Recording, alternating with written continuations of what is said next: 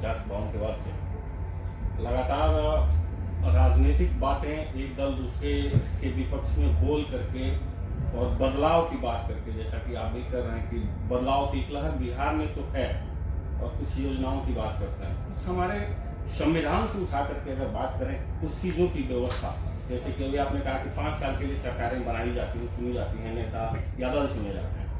10 साल के लिए एक व्यवस्था बनाई गई थी संविधान में। आज 72 वर्ष 74 वर्ष बीत जाने के बाद भी वो व्यवस्था चलती जा रही है, बढ़ती जा रही है।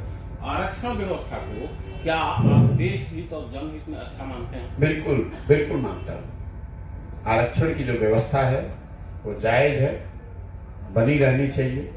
इसलिए बनी रहनी चाहिए कि समाज के जो वर्ग सामाजिक आर्थिक कारणों से पीछे छूट गए हैं, उनको आपको साथ लेकर चलना ही है। जिस संविधान में जिस प्रावधान की आप बात कर रहे हैं 10 साल 20 साल की, उसमें यह तय किया गया था कि 10 साल में इनकी स्थिति सुधर जाएगी। 10 साल महत्वपूर्ण नहीं है, महत्वपूर्ण यह था कि उनकी स्थिति बराबरी की हो जाएगी।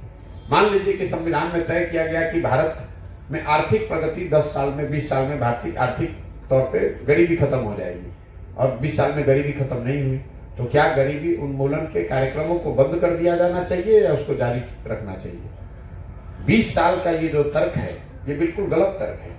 20 साल में ये कहा गया था कि 20 साल में सरकारों को समाज को इतना बेहतर प्रयास करना होगा कि 20 साल में जो समाज के पिछड़े लोग हैं, जो वंचित हैं, वो अगर छूट गए हैं तो उनकी स्थिति सामान्य वर्गों के बराबर हो जाए। वो अगर हुई नहीं तो उस व्यवस्था को तब तक कायम रहना चाहिए जब तक कि उनको बराबरी का अधिकार न मिल जाए।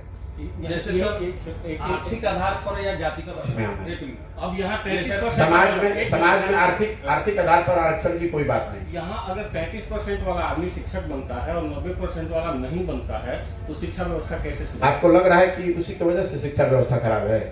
क्यों? एक पहलू तो ये बिल्कुल नहीं, पहलू बिल्कुल ऐसा कहीं प्रमाण नहीं है। अभी आप सिविल सर्विसेज का रिजल्ट आया है, देख लीजिए, उसमें मेंस का जो कट ऑफ है वो ओबीसी वर्गों में जनरल से ज्यादा है। तो ये आप ऐसा नहीं कर सकते, नहीं ये नहीं आप ये मैं।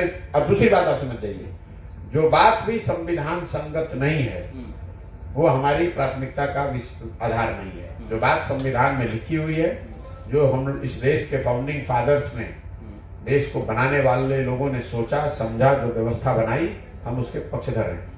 सर, शराबबंदी कानून